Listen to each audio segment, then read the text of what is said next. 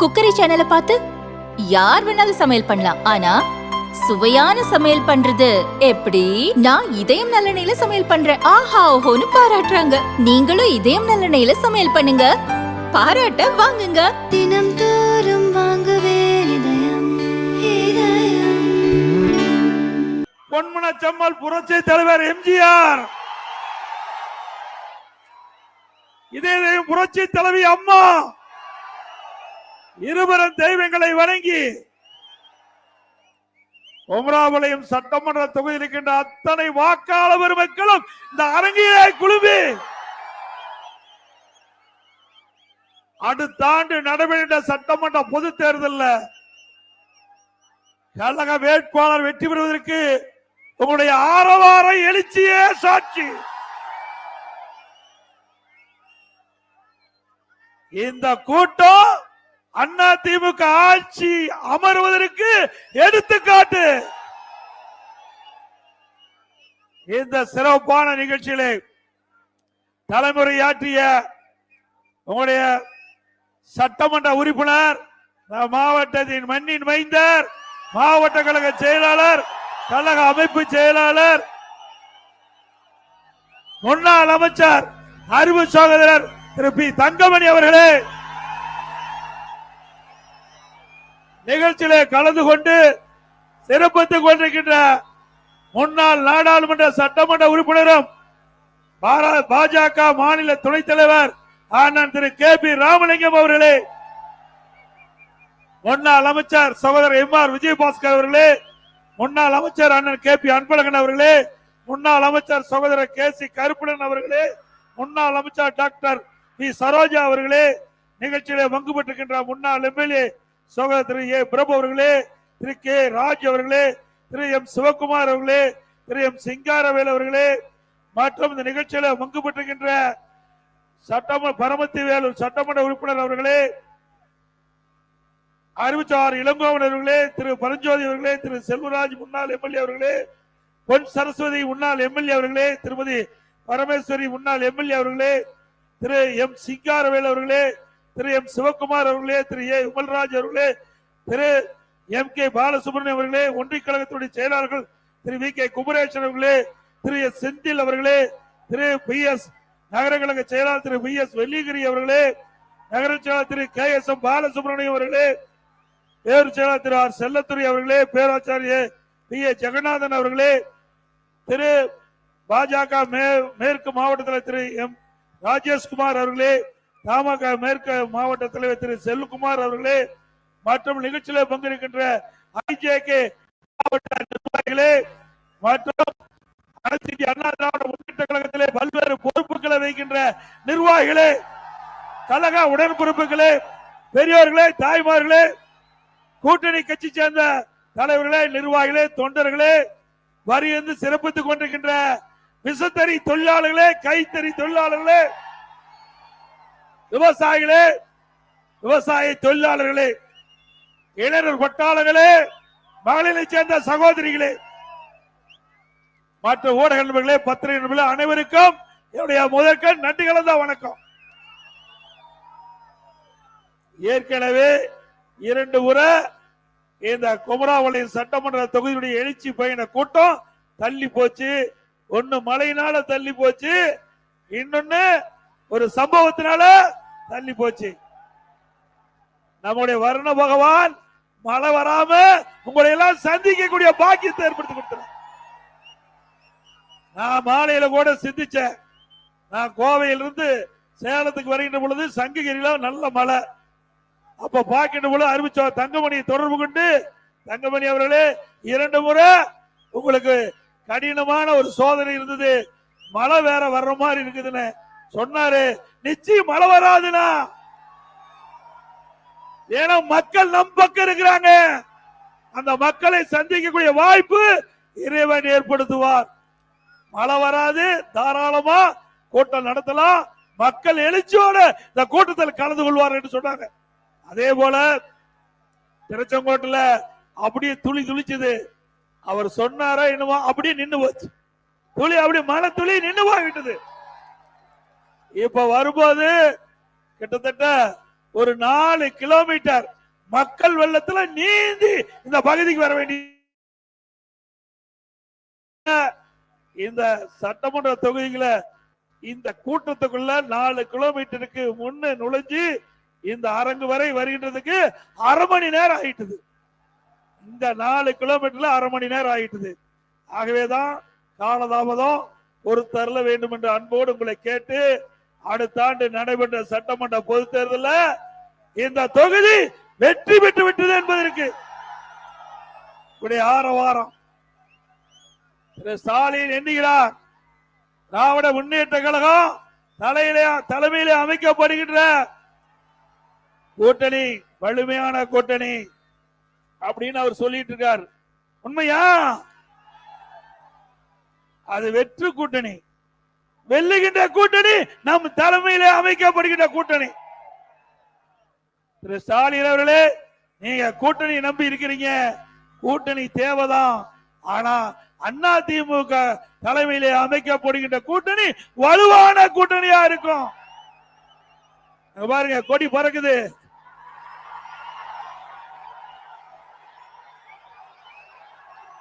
பிள்ளையார் சொல்லி போட்டாங்க, எழுச்சி ஆரவாரம். ஸ்டாலின் அவர்களே, குமராபாளையத்தில் நடைபெறுகின்ற கூட்டத்தினுடைய ஆரவாரம் செவிய தொலைச்சுக்கிட்டு போகுது. நம்முடைய திட்டம் நிறைவேறாது. ஆகாயத்துல கோட்டை கட்டி கனவு கண்டு கொண்டிருக்கின்றீங்க. அந்த கனவு காணல் நீராகத்தான் போகும். உங்களுடைய ஆட்சியில மக்கள் கண்ட பலன் என்ன? துன்பம், துயரம், வேதனை எத்தனை மக்கள் கண்டாங்க? 53 மாத திராவிட முன்னேற்ற கழக ஆட்சியில மக்களுக்குன்னு ஏதாவது திட்டத்தை கொண்டு வந்து நிறைவேற்றுகிறீர்களா? இன்றைக்கு நாட்டுல கடனை வாங்கி, இந்தியாவிலேயே அதிக கடனை வாங்கி நம்ம எல்லாம் கடன்காரனாக்குறதுதான் திமுக ஆட்சியுடைய சாதனை. வேற என்ன சாதனை படிச்சிருக்கிறீங்க? அனைத்து இந்திய அண்ணா திராவிட முன்னேற்ற கழகம் 2011 இருந்து 2021 வரை ஒரு பொற்கால ஆட்சி நாங்க கொடுத்தோம்ல. சட்ட ஒழுங்கு சிறப்பா இருந்தது. சிறுமிக்கு பாதுகாப்பு, பாட்டியம்மாவுக்கும் பாதுகாப்பு. இன்றைக்கு திராவிட முன்னேற்ற கழக ஆட்சியில சிறுமிக்கு பாதுகாப்பு இல்ல, பெண்களுக்கு பாதுகாப்பு இல்ல. இன்றைக்கு பாட்டியம்மாவுக்கு பாதுகாப்பு இல்ல, ஒட்டுமொத்தமா மக்களுக்கே பாதுகாப்பு இல்ல. இருக்குதா? இன்றைக்கு அண்ணா திமுக ஆட்சியில் கேட்ட பொழுது தொலைக்காட்சியில தங்க என்ன நிலவரம், வெள்ளி என்ன நிலவரம், காய்கறி என்ன நிலவரம், மார்க்கெட்ல பொருள்கள் என்ன நிலவரம்னு அறிவிப்பாங்க. எப்பொழுது திமுக ஆட்சி வந்ததோ இப்பொழுது நம்முடைய தொலைக்காட்சியில கொலை நிலவரம் என்ன அதுதான் பார்க்கப்படுகிறது. இன்றைக்கு போதைப் பொருள், கஞ்சா மற்றும் பல்வேறு ரூபத்தில் போதைப் பொருள் தமிழகத்தில் நடமாட்டம் அதிகரித்து விட்டது. பல முறை இந்த ஆட்சியாளருக்கு தெரிவிக்கப்பட்டு விட்டது. சட்டமன்றத்தில் குரல் கொடுத்தோம். திரு ஸ்டாலின் அவர்களே, உங்களுடைய ஆட்சியில போதைப் பொருள் விற்பனை அமோகமாக நடைபெற்றுக் கொண்டிருக்கிறது. தடுத்து நிறுத்தங்கள். இளைஞர்கள், மாணவர்கள், பொதுமக்கள் இந்த போதைக்கு அடிமையாகி சீரழியக்கூடிய நிலை தமிழகத்தில் ஏற்பட்டுகின்றது. இது அழிவு பாதைக்கு தமிழ்நாடு சென்று கொண்டிருக்கிறது. இதை தடுத்து நிறுத்துங்கள் என்று பல முறை சட்டமன்றத்திலே இந்த முதலமைச்சருடைய கவனத்துக்கு கொண்டு வந்தோம். அறிக்கையின் வாயிலாக வெளியிட்டோம், ஊடகத்தின் வாயிலாக பேட்டி கொடுத்தோம். ஒன்று நடக்கல. இன்றைக்கு இதே முதலமைச்சர் இந்த தொலைக்காட்சியின் வாயிலாக கோரிக்கை வைக்கிறார். இளைஞர்களே, பாதையில் செல்லாதீர்கள். எப்பொழுது போதைக்கு அடிமையாகி சீரழிஞ்சு அந்த குடும்பமே நாசமா போச்சு. அப்படிப்பட்ட நிலைமையில இப்ப முதலமைச்சருக்கு நானோதை வந்து, இளைஞர்களே பாதையில் செல்லாதீர்கள். நாங்கள் சொல்லுகின்ற பொழுது உரிய நடவடிக்கை எடுக்கப்பட்டிருந்தால் மாணவர்கள், இளைஞர்கள், பொதுமக்கள் பாதிப்புக்குள்ளா இருக்க மாட்டாங்க. தமிழகத்தில் போதைப் பொருள் நடமாட்டத்தை தடுத்து நிறுத்தியிருக்கலாம். ஆனால் எதிர்க்கட்சி சொல்லுவதை அவர் பொருட்படுத்தாத காரணத்தினால் இன்றைக்கு தமிழகம் போதைப் பொருள் நிறைந்த மாநிலமா இன்றைக்கு உருவாகிவிட்டது. அண்ணா திமுக ஆட்சி வளர்ந்தவுடன் இந்த போதைப் பொருளுக்கு முடிவு கட்டப்படும். சட்ட ஒழுங்கு சீர் செய்யப்படும், பாதுகாப்பான மாநிலமாக உருவாக்கப்படும். அண்ணா திமுக ஆட்சியில் சட்டத்தின் ஆட்சி நடைபெற்றது. திராவிட முன்னேற்ற கழகம் இன்றைக்கு சட்டம் சந்தி சிரிக்கின்ற நிலைக்கு இந்த ஸ்டாலினுடைய அரசாங்கம் அமைந்து விட்டது என்பதை நாம் எண்ணி பார்க்க வேண்டும். இன்றைக்கு ஒரு கொடுமையான செயல். இன்றைக்கு இந்த பகுதி குமராவளியும் பெரும்பாலும் விவசாயம், கைத்தறி, இந்த 3 தொழில்தான் மையமா இருக்கிறது. இந்த 3 தொழிலும் ஸ்டாலின் முதலமைச்சரான பிறகு சரிந்து இன்றைக்கு அந்த மக்கள் வாழ முடியாத ஒரு சூழ்நிலை, வாழ்க்கை போராட்டம், ஒவ்வொரு நாளும் செத்து செத்து பிழைக்கக்கூடிய சூழ்நிலை இந்த ஆட்சியில பார்க்கப்படுகிறது. இந்த தொழில் ஈடுபட்டவர்களுக்கு பாதுகாப்பு இல்ல, விசத்தறியில் பணிபுரிகின்ற தொழிலாளிகளுக்கு பாதுகாப்பு இல்ல, வறுமை கொடுமை. இதனால் தன்னுடைய உடலில் இருக்கின்ற உறுப்பை விற்கக்கூடிய அவல நிலை இந்த ஆட்சியில ஏற்பட்டிருக்குது. ஸ்டாலின் அவர்களே சிந்தித்து பார்க்க வேண்டும்.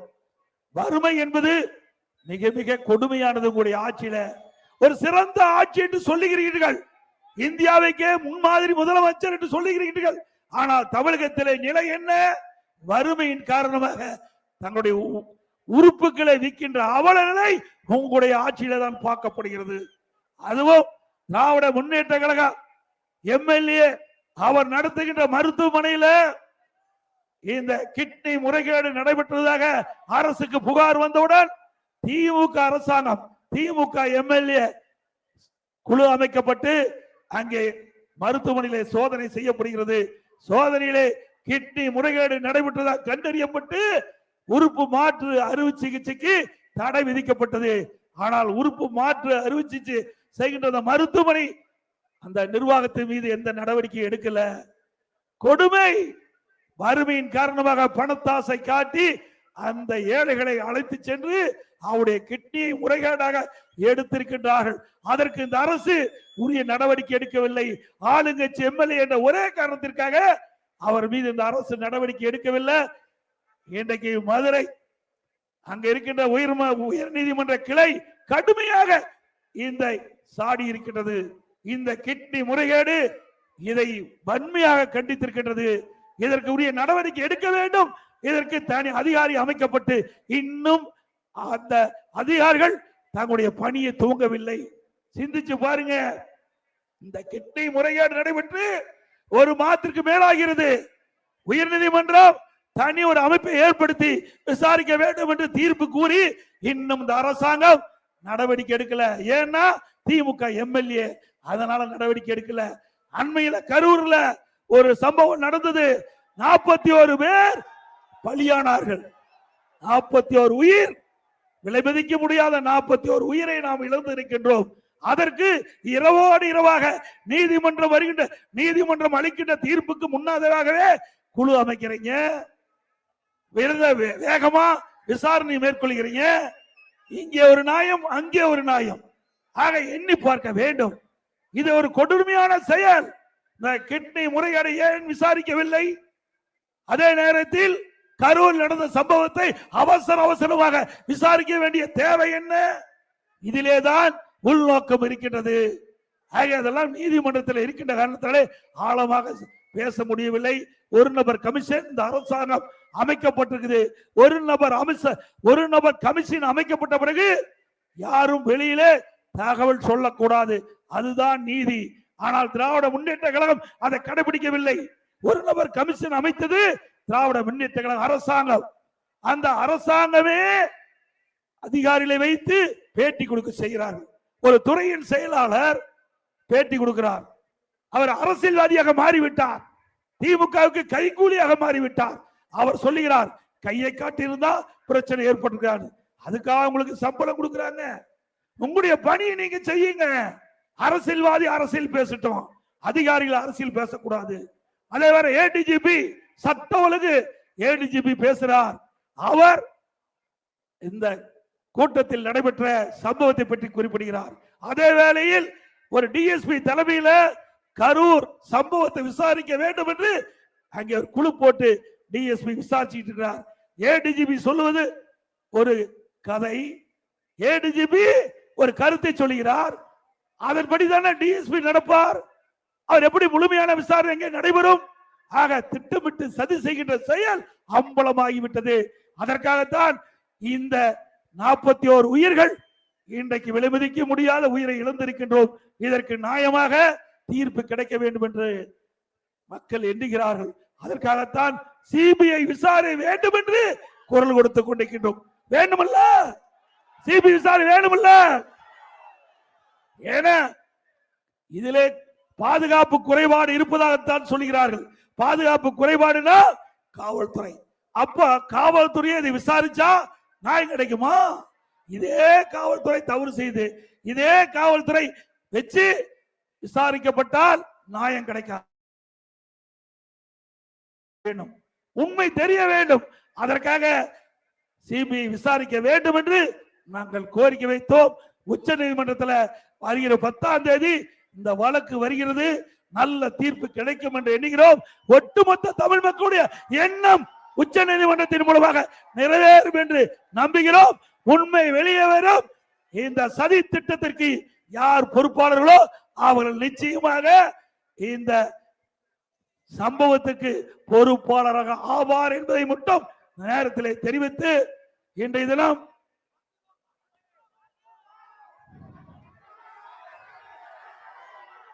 ₹10 சொன்னாதான் உங்களுக்கு மன நிறைவு ஏற்படும். ₹10 சொன்னாதான் உங்களுக்கு மன நிறைவு ஏற்படும். அந்த அளவுக்கு மக்கள் பாதிச்சுட்டாங்க. திரு பாலாஜி அவர்களே, நான் சொல்லுவது சரியில்லை என்று பேட்டி கொடுத்தீங்க. ஆனா மக்கள் இங்கே பேசுகிறார்கள். மக்களுடைய குரலாகத்தான் நான் இங்கே ஒலித்துக் கொண்டிருக்கின்றேன். மக்கள் என்ன எண்ணுகிறார்களோ அந்த எண்ணத்தின் அடிப்படையில் தான் அனைத்து இந்திய அண்ணா திராவிட முன்னேற்ற கழகம் எங்கள் கூட்டணியும் செயல்பட்டு கொண்டிருக்கின்றன. மக்களுடைய கருத்து, நீங்கள் தவறு செய்திருக்கின்றீர்கள். நீங்கள் அமைச்சராக இருந்த பொழுது டாஸ்மாக் கடையில ஒரு பாட்டிலுக்கு ₹10 அதிகமா வாங்கப்பட்டதாக தகவல். அப்படி தமிழகத்தில் ஒரு நாளைக்கு 1.25 கோடி பாட்டில் டாஸ்மாக்ல விற்பனை செய்யப்படுகிறது. பாட்டிலுக்கு ₹10 ஒரு நாளைக்கு 15 கோடி இந்த டாஸ்மாக் கடையில் இருந்து மட்டும் மேலிடத்துக்கு போவதாக தகவல்.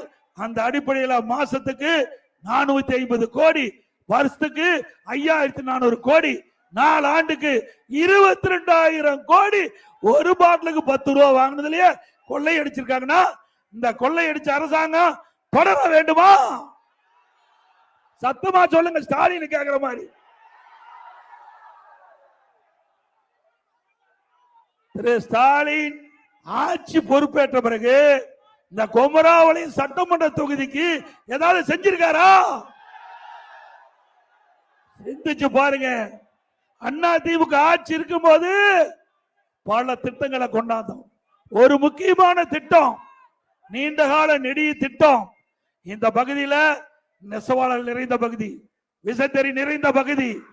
அந்த விசத்தறிகள் இன்றைக்கு பல சாயம் கட்டுறாங்க. அந்த சாயமெல்லாம் இன்றைக்கு பல பிரச்சனை ஏற்படுது. அதெல்லாம் சுத்தகரிக்க வேண்டும். அப்படி சுத்தகரிச்சா தான் அந்த ஆலையை செயல்பட விடுவாங்க. அண்ணா திமுக ஆட்சி இருக்கின்ற பொழுது, நான் முதலமைச்சர் இருந்த பொழுது, இந்த ஆற்றோரம் இருக்கின்ற அந்த அசுத்த நீர் நதியிலே கலக்கின்ற பொழுது நதி நீர் அசுத்தமாகிறது. அதனால பாரத பிரதமரை சந்தித்து நடந்த ஆய்வாளி காவிரி என்ற ஒரு திட்டத்தை செயல்படுத்த வேண்டும் என்று குறிப்பிட்டு மேட்டூர் அணையில் திறக்கப்படுகின்ற நீர் கடலிலே கலக்கின்ற வரை சுத்தமான நீராக ஓட வேண்டும். அதற்காக ஒரு திட்டத்தை தயாரித்து மத்திய அரசாங்கத்திடையே வழங்கினோம். பாரத பிரதமர் அவர்கள் என்னுடைய திட்டத்தை ஏற்றுக்கொண்டு திட்டத்தை நிறைவேற்றுவதாக வாக்குறுதி கொடுத்தார். ஆட்சி மாற்றம் ஏற்பட்டது.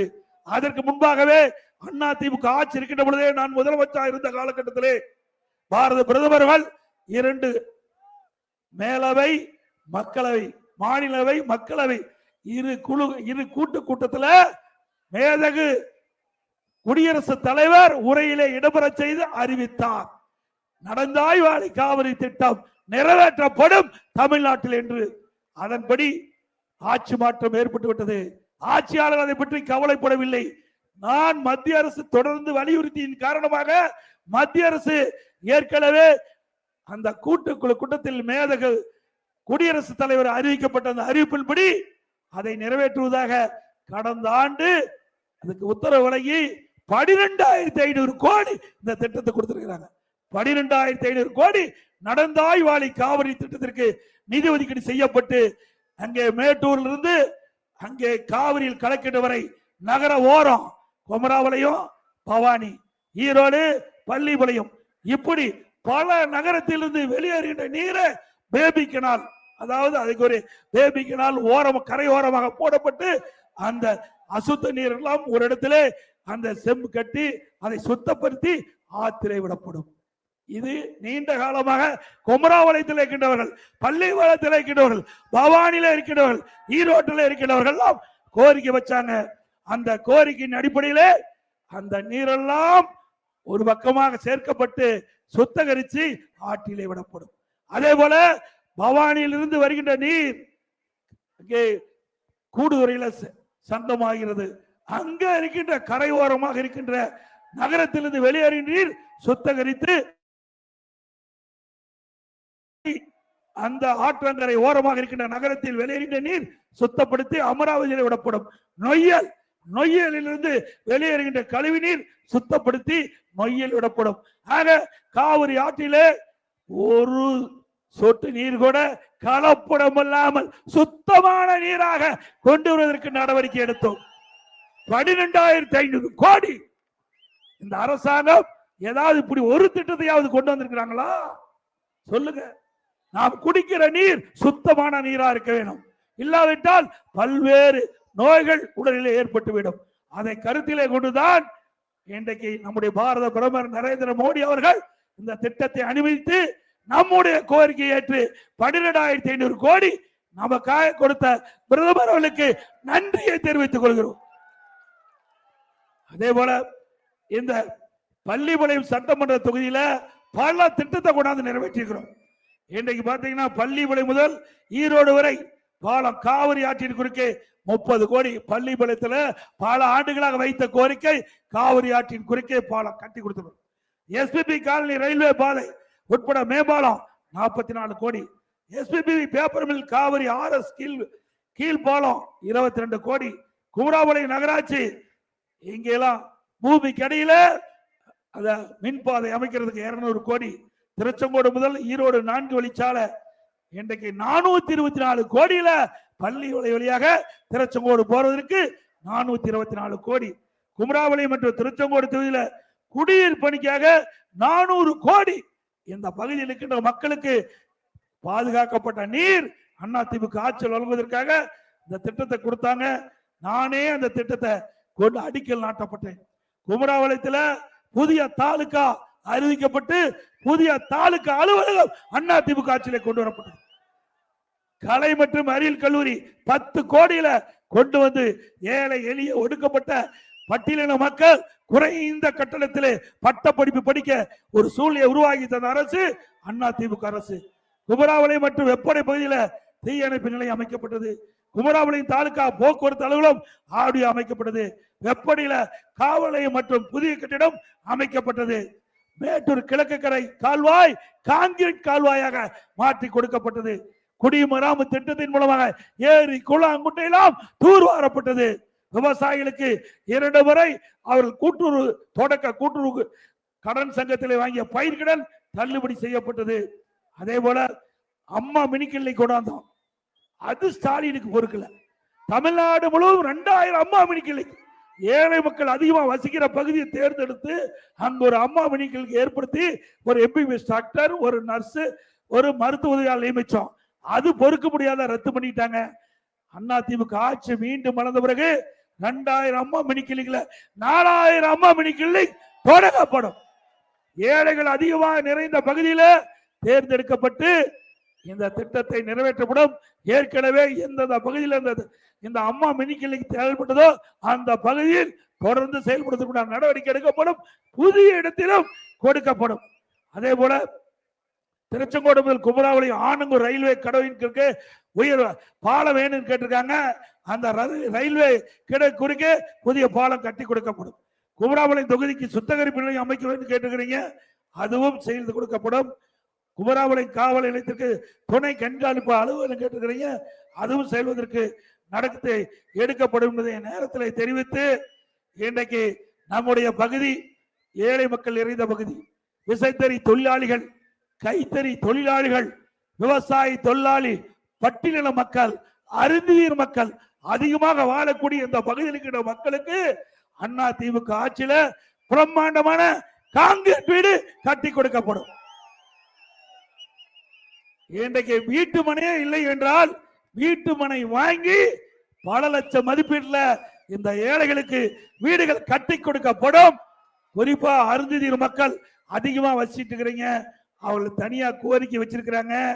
எங்க குடும்பத்துல 2-3 பையன்கள் இருந்தா தனி குடுத்தனம் போய்கிட்ட பொழுது அவளுக்கு அந்த இட வசதி இல்ல, அவளுக்கு வீடு இல்ல, கடுமையா பாதிக்கிறாங்க.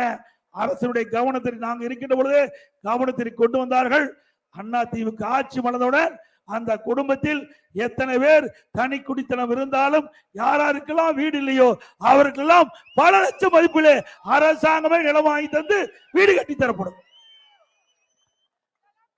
அதே போல இன்றைக்கு ஒவ்வொரு தீபாவளி வருகின்ற பொழுதும் அந்த தீபாவளி பண்டிகையை முன்னிட்டு நம்முடைய தாய்மார்களுக்கும் நம்முடைய சகோதரிகளுக்கும் நல்ல சேலை வழங்கப்படும். இந்த சேலை நம்முடைய விசத்தறியிலே வேலை வாய்ப்பு உருவாக்கி தரப்படும். அதே போல கைத்தறி நெசவாளர்கள், ஏற்கனவே திராவிட முன்னேற்ற கழக ஆட்சியில திருமண உதவி திட்டம், தாலிக்கு தங்க திட்டம் நிறுத்தப்பட்டது. அண்ணா திமுக ஆட்சி வந்தவுடன் அந்த திட்டம் தொடர்ந்து வழங்கப்படும். அந்த திருமண உதவி திட்டத்துல மணமகளுக்கு பட்டு சேலை வழங்கப்படும், மணமகனுக்கு பட்டு வேஷ்டி வழங்கப்படும்.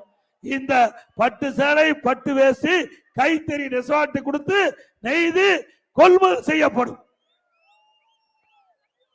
அதே போல அண்ணா திமுக ஆட்சியில மக்களுக்கு வரி இல்லாம பார்த்துக்கிட்டோம்.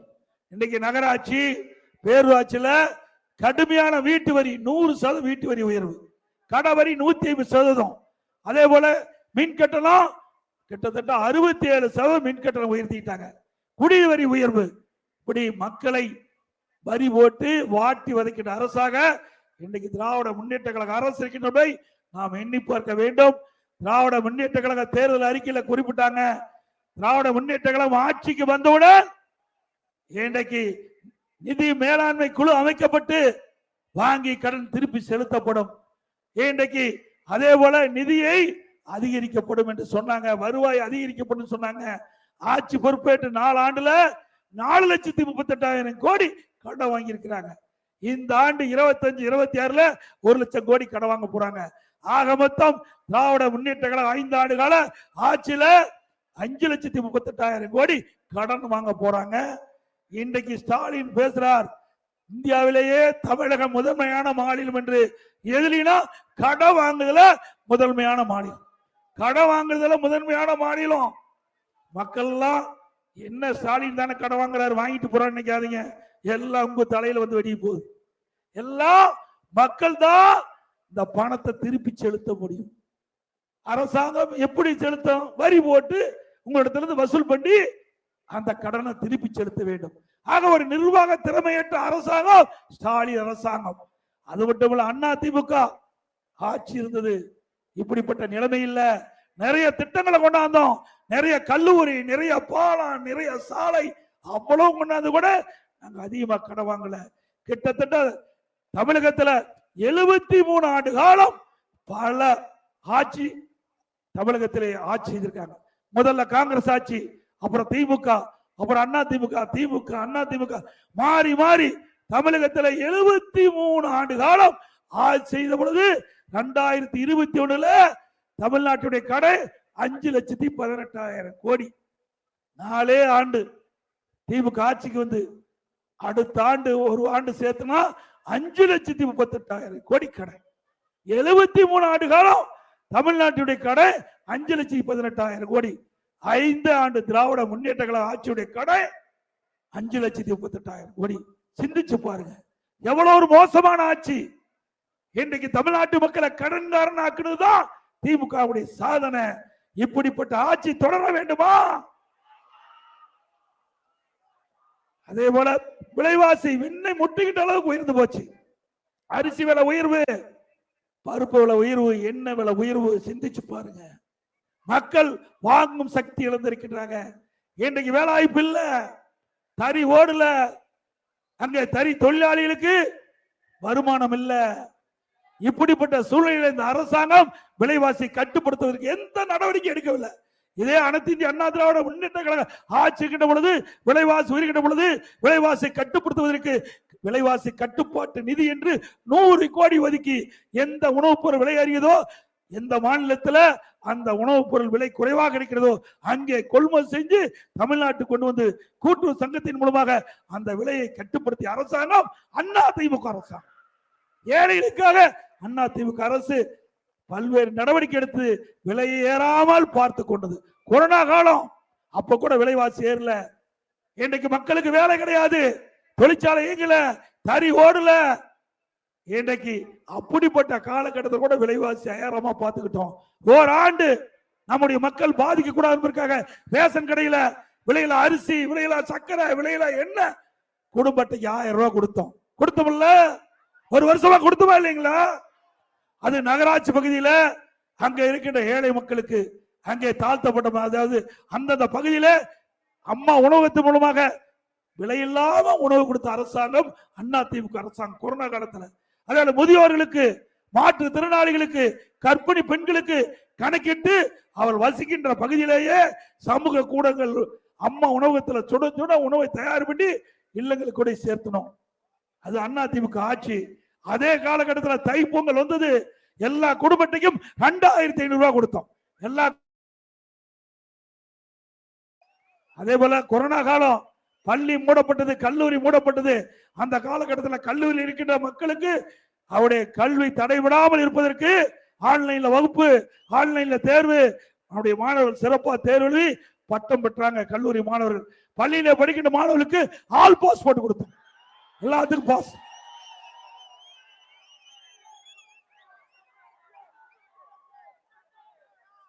அதே போல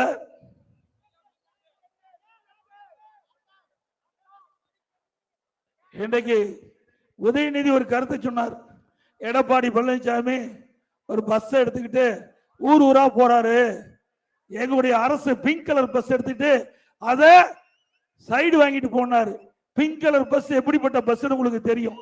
ஓட்ட உடசல் பஸ். மழை காலத்துல போனா கொடை பிடிச்சிட்டு போகணும். அங்க படிக்கட்டு கழுவிட்டு போகுது, டயர் ஒரு பக்கம் கழுவிட்டு போகுது. சென்னையில ஒரு அம்மா அந்த ஃபுட்பால் எல்லாம் கழுவிட்டு நடந்துகிட்டே ஓடுது, சத்தம் போட்டு நிறுத்தினாங்க. உதயநிதி ஸ்டாலின் அவர்களே, பிங்க் கலர் பஸ் எந்த கண்டிஷன் இருக்குதோ அதே கண்டிஷன் தான் திமுக இருக்குது. 2026ல 2031 கூட எங்க பஸ் வந்து பிடிக்க முடியாது. இது கண்டிஷனான பஸ், மக்களுடைய ஆதரவு பெற்ற பஸ். அதே போல இப்ப கரூர்ல ஒரு இன்சிடென்ட் நடந்தது, உங்களுக்கு தெரியும், துயரமான சம்பவம். அந்த சம்பவம் இருக்கும்போது இங்க இருக்கின்ற துணை முதலமைச்சர், முதலமைச்சருக்கு அடுத்த ரேங்கில் இருக்குது துணை முதலமைச்சர், இங்க மக்கள் என்ன பாதிக்கப்பட்டாங்க, அந்த மக்களுக்கு என்ன உதவி செய்யணும், மருத்துவ சிகிச்சை பெற்று இருக்காங்க, அவருக்கு என்ன நல்ல சிகிச்சை அளிக்கக்கூடிய அதையெல்லாம் பார்க்கல. வெளிநாட்டுல உல்லாச சுற்றுப்பயணம் போனார். இந்த இன்சிடென்ட் நடந்த உடனே தனி விமானத்துல துபாயிலிருந்து வந்து இறங்கினார் திருச்சியில. நேரா மருத்துவமனைக்கு போனார், ஒரு மலர் வளைய வெளிச்சார், நேரா திருச்சி போய் துபாய் போயிட்டார். இவரெல்லாம் நாட்டுல துணை முதலமைச்சர் இருப்பதற்கு சரிங்களா? நியாயமா? கொஞ்சம் கூட மனசாட்சி இல்லாம 41 உயிர் இழந்திருக்கிறோம். பல பேர் அந்த கூட்டத்து நெரிசலில் அடிபட்டு மருத்துவ சிகிச்சை பெற்று வராங்க. அவர்களுக்கு இங்கிருந்து என்ன சிகிச்சை அளிக்க வேண்டும், அவர்களுக்கு என்னென்ன வசதி செய்து கொடுக்க வேண்டும், அது செஞ்சா ஒரு நல்ல அரசுக்கு அழகு, ஒரு நல்ல துணை முதலமைச்சருக்கு அழகு, துணை முதலமைச்சருக்கு அழகு. அதை பற்றி எல்லாம் கவலை இல்லை. நேரா பிளைட்ல வந்தாரு, இறங்கினாரு, கரூருக்கு வந்தாரு, மலை வளையம் வச்சாரு, நேரா கார்ல போய் பிளைட்ல ஏறி துபாய் போயிட்டார். இப்படிப்பட்டவர்களா நாட்டை ஆள வேண்டுமா? சிந்திச்சு பாருங்க. இவர் வீட்டுல இப்படி ஒரு சம்பவம் நடைபெற்றிருந்து, இவர் வீட்டுல ஒரு சம்பவம் இப்படி நடைபெற்றிருந்து போவாரா? போவாருங்களா? உங்க நாட்டை கூட்டு தானே ஒப்படைச்சிருக்கிறாங்க மக்கள். ஏதோ சந்தடி சாக்கில் நீங்க வந்துட்டீங்க. நீங்க வந்த பிறகு நீங்க தானே பொறுப்பு. முதலமைச்சர் துணை முதலமைச்சர் தானே பொறுப்பு. ஆக அந்த பொறுப்பை தட்டி கழித்து இன்றைக்கு உல்லாச சுற்றுப்பயணம் போகிறவருக்கு இந்த மக்களை பத்தி அக்கறை இருக்குதா? உண்மையிலேயே இந்த மக்கள் மீது அக்கறை இருந்தா இங்கேயே அந்த சுற்றுப்பயணத்தை ரத்து செஞ்சு இந்த மக்களுக்கு தேவையான வசதி செய்து கொடுத்திருக்க வேண்டும். ஆனா அதெல்லாம் அவர்களுக்கு கிடையாது. அந்த மனசாட்சியும் கிடையாது. மக்கள் மீது அக்கறையும் இல்ல. அப்படிப்பட்டவர்களுக்கு 2026 சட்டமன்ற தேர்தலில் தகுந்த பதிலடி கொடுப்பீங்களா?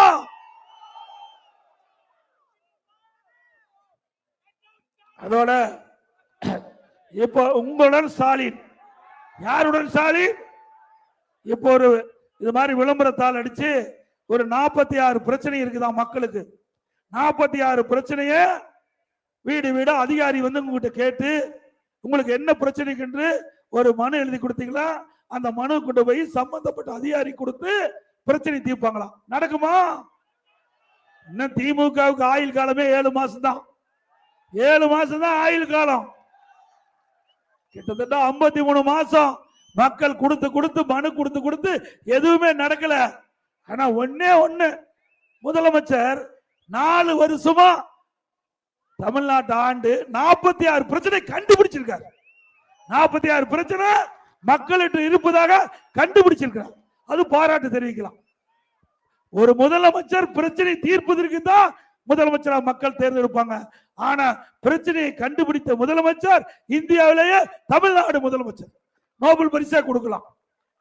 இதே போலதான் கடந்த முறை நான் முதலமைச்சர் இருந்த போல திரு ஸ்டாலின் எதிர்கட்சி தலைவராக இருந்தார். அப்ப ஊர் ஊரா போனார். அவரும் அவருடைய சகாக்களா ஊர் ஊரா போய் ஒரு திட்டு கண்டா ஒரு பாயை விரிச்சு போட்டு அதுக்கு முன்னாட ஒரு பெட்ஷீட்டை போட்டு அங்க இருக்கிற ஊர் மக்களை எல்லாம் அழைச்சு அமர வச்சு உங்களுக்கு என்ன பிரச்சனை இருக்குது, சொந்த பிரச்சனை விண்ணப்பம் எழுதி நான் கொண்டு வந்திருக்கிற பெட்டியில போடுங்க.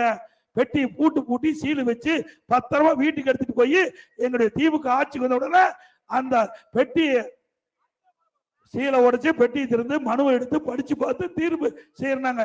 செஞ்சாங்களா? அடுத்த ஆண்டு தேர்தல் வர இருக்குது.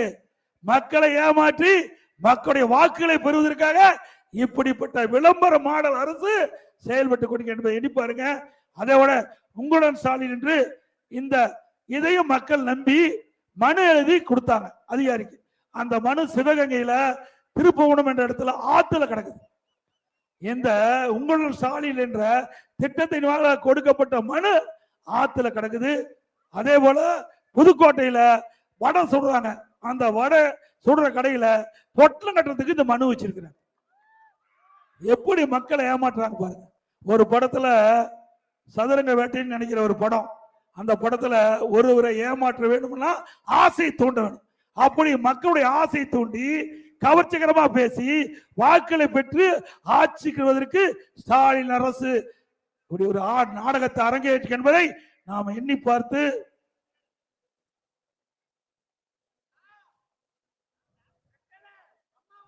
அதே போல மிக சிறப்பாக எழுச்சியாக இந்த எழுச்சி பயண நிகழ்ச்சியிலே கலந்து கொண்டு சிறப்பித்த அத்தனை பேருக்கு மீண்டும் ஒருமுறை நன்றியை தெரிவித்து இங்க வந்திருக்கிற அத்தனை கழக தொண்டர்களும் பொதுமக்களும் பத்திரமா வாகனத்துல வீடு போய் சேர வேண்டும் என்று அன்போடு இந்த நேரத்தில் கேட்டுக்கிறேன்.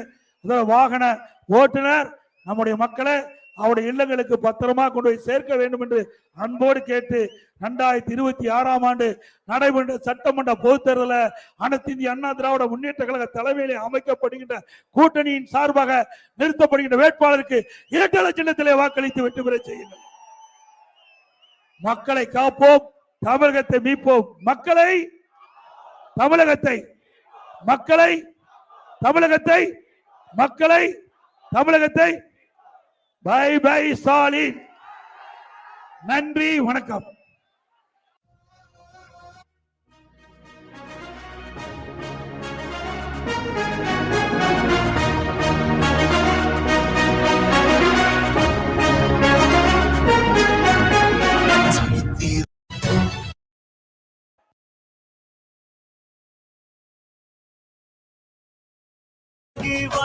பொன் சரஸ்வதி முன்னாள் எம்எல்ஏ அவர்களே, திருமதி பரமேஸ்வரி முன்னாள் எம்எல்ஏ அவர்களே, திரு எம் சிங்காரவேல் அவர்களே, திரு எம் சிவகுமார் அவர்களே, திரு ஏ விமல்ராஜ் அவர்களே, திரு எம் கே பாலசுப்ரமணியம் அவர்களே, ஒன்றிய கழகத்துடைய செயலாளர்கள் திரு வி கே குமரேசன் அவர்களே, திரு எஸ் செந்தில் அவர்களே, திரு பி எஸ் நகர கழக செயலாளர் திரு பி எஸ் வெள்ளிகிரி அவர்களே, நகர செயலாளர் திரு கே எஸ் எம் பாலசுப்ரமணியம் அவர்களே, பேரூர் செயலாளர் திரு ஆர் செல்லத்துறை அவர்களே, பேராச்சாரிய பி ஏ ஜெகநாதன் அவர்களே, திரு பாஜக மேற்கு மாவட்டத்தில் திரு எம் ராஜேஷ்குமார் அவர்களே, தமாக மேற்கு மாவட்ட தலைவர் திரு செல்குமார் அவர்களே, மற்றும் நிகழ்ச்சியில் பங்கேற்கின்ற ஐஜேகே மாவட்ட நிர்வாகிகளே மற்றும் அனைத்து இந்திய அண்ணா திராவிட முன்னேற்ற கழகத்திலே பல்வேறு பொறுப்புகளை வைக்கின்ற நிர்வாகிகளே, கழக உடன்பிறப்புகளே, பெரியோர்களே, தாய்மார்களே, கூட்டணி கட்சி சேர்ந்த தலைவர்களே, நிர்வாகிகளே, தொண்டர்களே,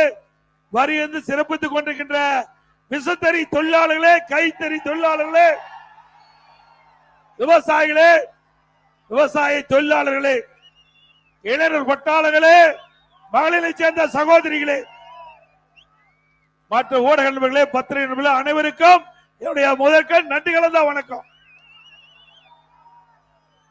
ஏற்கனவே 2 முறை இந்த குமராபாளையம் சட்டமன்ற தொகுதியுடைய எழுச்சி பயண கூட்டம் தள்ளி போச்சு. ஒன்னு மழையினால தள்ளி போச்சு, இன்னொன்னு ஒரு சம்பவத்தினால தள்ளி போச்சு. நம்முடைய வருண பகவான் மழை வராம உங்களை எல்லாம் சந்திக்கக்கூடிய பாக்கியத்தை ஏற்படுத்தி கொடுத்தார். நான் மாலையில கூட சிந்திச்சேன். நான் கோவையிலிருந்து சேலத்துக்கு வருகின்ற பொழுது சங்ககிரியில நல்ல மழை. அப்ப பாக்கின்ற பொழுது அறிவிச்ச தங்கமணியை தொடர்பு கொண்டு, தங்கமணி அவர்களே 2 முறை உங்களுக்கு கடினமான ஒரு சோதனை இருந்தது, மழை வேற வர்ற மாதிரி இருக்குதுன்னு சொன்னாரு. நிச்சயம் மழை வராதுனா, ஏன்னா மக்கள் நம் பக்கம் இருக்கிறாங்க. அந்த மக்களை சந்திக்கக்கூடிய வாய்ப்பு இறைவன் ஏற்படுத்துவார். மழை வராது, தாராளமா கூட்டம் நடத்தலாம், மக்கள் எழுச்சியோட இந்த கூட்டத்தில் கலந்து கொள்வார் என்று சொன்னாங்க. அதே போல திருச்செங்கோட்டுல அப்படியே துளி துளிச்சது. அவர் சொன்னாரா என்னவோ அப்படியே நின்று போச்சு. துளி அப்படியே மழை துளி நின்று போய்விட்டது. இப்ப வரும்போது கிலோமீட்டர் மக்கள் வெள்ளத்துல நீந்தி இந்த பகுதிக்கு வர வேண்டியதா போச்சு. கிட்டத்தட்ட இந்த சட்டமன்ற தொகுதிகளை இந்த கூட்டத்துக்குள்ள 4 கிலோமீட்டருக்கு முன்ன நுழைஞ்சு இந்த அரங்கு வரை வருகின்றதுக்கு 1/2 மணி நேரம் ஆயிட்டது. இந்த 4 கிலோமீட்டர்ல 1/2 மணி நேரம் ஆயிட்டது. ஆகவேதான் காலதாமதம் பொறுத்தருள வேண்டும் என்று அன்போடு உங்களை கேட்டு, அடுத்த ஆண்டு நடைபெற்ற சட்டமன்ற பொது தேர்தலில் இந்த தொகுதி வெற்றி பெற்று விட்டது என்பதற்கு ஆரவாரம். திரு ஸ்டாலின் எண்ணுகிறார், திராவிட முன்னேற்ற கழகம் தலைமையிலே அமைக்கப்படுகின்ற கூட்டணி வலிமையான கூட்டணி அப்படின்னு அவர் சொல்லிட்டு இருக்கார். உண்மையா? அது வெற்று கூட்டணி, வெல்லுகின்ற கூட்டணி, நம் தலைமையிலே அமைக்கப்படுகின்ற கூட்டணி. திரு ஸ்டாலின் அவர்களே, நீங்க கூட்டணி நம்பி இருக்கிறீங்க, கூட்டணி தேவைதான். ஆனா அண்ணா திமுக தலைமையிலே அமைக்கப்படுகின்ற கூட்டணி வலுவான கூட்டணியா இருக்கும். பாருங்க, கொடி பறக்குது.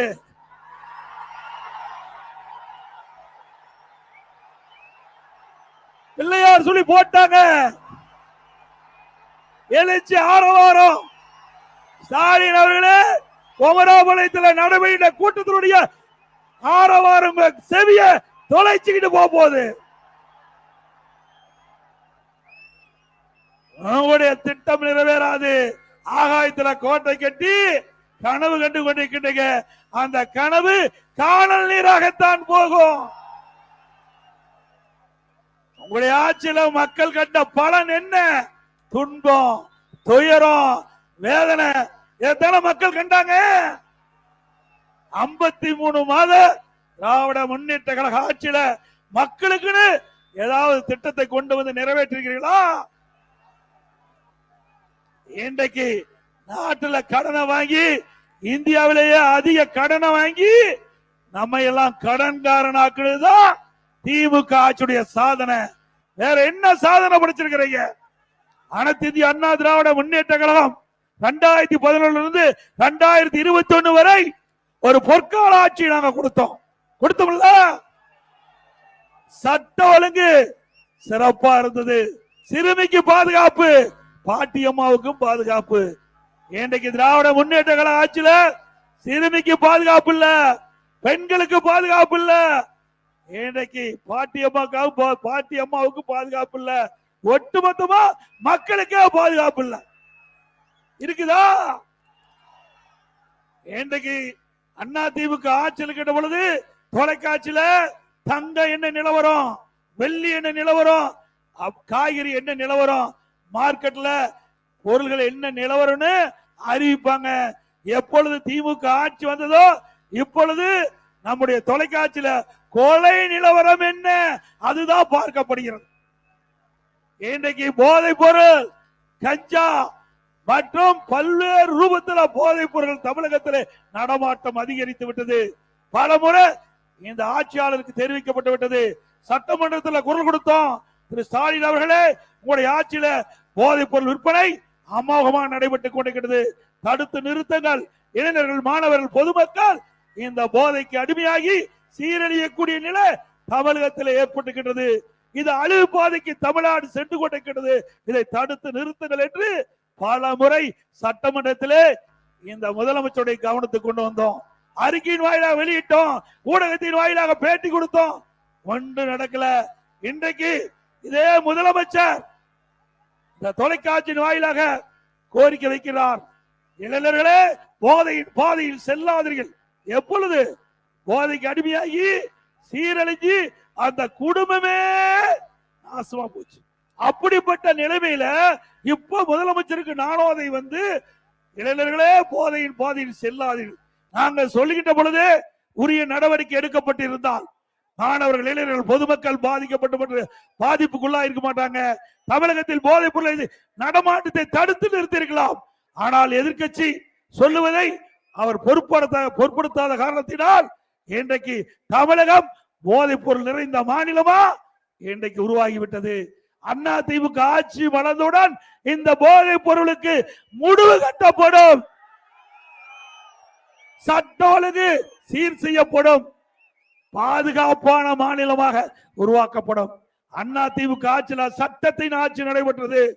திராவிட முன்னேற்ற கழகம் இன்றைக்கு சட்டம் சந்தி சிரிக்கின்ற நிலைக்கு இந்த ஸ்டாலினுடைய அரசாங்கம் அமைந்து விட்டது என்பதை நாம் எண்ணி பார்க்க வேண்டும். இன்றைக்கு ஒரு இந்த பகுதி குமராவளியும் பெரும்பாலும் விவசாயம், கைத்தறி, விசைத்தறி நிறைந்த பகுதி. இந்த 3 தொழில்தான் மையமா இருக்கிறது. இந்த 3 தொழிலும் ஸ்டாலின் முதலமைச்சரான பிறகு சரிந்து இன்றைக்கு அந்த மக்கள் வாழ முடியாத ஒரு சூழ்நிலை, வாழ்க்கை போராட்டம், ஒவ்வொரு நாளும் செத்து செத்து பிழைக்கக்கூடிய சூழ்நிலை இந்த ஆட்சியில பார்க்கப்படுகிறது. இந்த தொழில் ஈடுபட்டவர்களுக்கு பாதுகாப்பு இல்ல, விசைத்தறியில் பணிபுரிகின்ற தொழிலாளிகளுக்கு பாதுகாப்பு இல்ல, வறுமை, கொடுமை. இதனால் தன்னுடைய உடலில் இருக்கின்ற உறுப்பை விற்கக்கூடிய அவல நிலை இந்த ஆட்சியில ஏற்பட்டிருக்குது. ஸ்டாலின் அவர்களே சிந்தித்து பார்க்க வேண்டும். வறுமை என்பது மிக மிக கொடுமையானது. உங்களுடைய ஆட்சியில ஒரு சிறந்த ஆட்சி என்று சொல்லுகிறீர்கள், இந்தியாவைக்கே முன்மாதிரி முதலமைச்சர் என்று சொல்லுகிறீர்கள். ஆனால் தமிழகத்திலே நிலை என்ன? வறுமையின் காரணமாக தன்னுடைய உறுப்புகளை விற்கின்ற அவல நிலை உங்களுடைய ஆட்சியில தான் பார்க்கப்படுகிறது.